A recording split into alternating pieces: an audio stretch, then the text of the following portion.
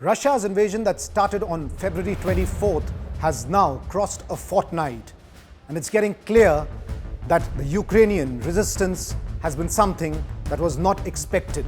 From day one, Russia demanded that Ukrainian forces lay down their arms and surrender. But that wasn't the case. Not just the military, but even the civilians pitched in to take on the Russian forces. Even after a fortnight, the endgame is still not clear. We will try to explain to you how Ukrainian forces have resisted the mighty Russian military in this invasion. Here are a few reasons. No single line of advance. Russian forces moved in from three directions: north, east, and the south. Russia's advance to the capital city of Kyiv in the north and the port town of Odessa in the south has been slow.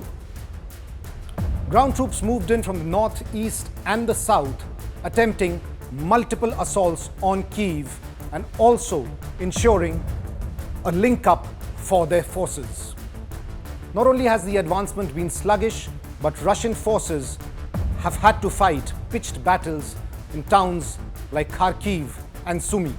Despite taking over the nuclear plant in Zaporizhzhia, the Russian forces have still not been able to take complete control of the city.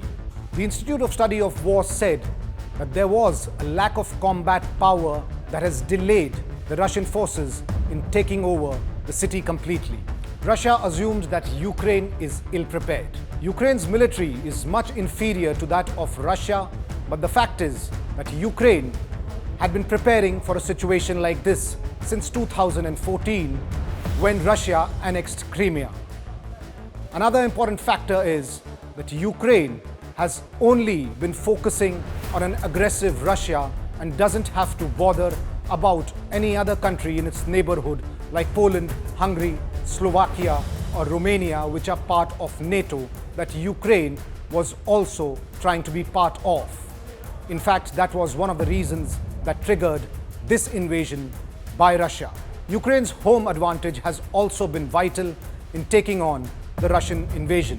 In this urban warfare, the Russians were surprised by the Ukrainian ground tactics and their response. The movement of the Russian tanks that began to roll in early on in the invasion has been quite slow. Ukrainian anti-tank weapons have been lethal, and not just this, Ukrainian civilians coming out on the streets, halting the armor movement has also been extremely significant in ensuring that the tank movement is slow. Russian Air Force came in late into the action. After the initial bombardment in Ukraine on 24th February using cruise missiles, Russian Air Force was virtually missing from the war. International experts have also questioned why the Russian Air Force was missing in action during the early part of the invasion. Images and pictures of Russian aircraft being damaged also suggest that they have faced a stiff confrontation from the Ukrainian side. The Ukrainians have been well prepared when it comes to anti-aircraft gun systems. When it comes to air superiority, Russia is much better off with more than 1,500 fighter aircraft, while Ukraine has only about 90. Ukraine's robust information warfare. Ukraine might have an inferior military compared to Russia, but when it comes to information warfare, in this battle, they have won it hands-on. There have been regular updates giving out information from the Ukrainian side, including President Zelensky and several of his top officials. Ukraine has also made claims of heavy losses on the Russian side. While these claims might not be accurate, they help set a narrative that Ukraine is not just taking on the Russians, but has also been successful in ensuring maximum damage. It sent a strong message that the Ukrainian forces are getting the better of the Russians.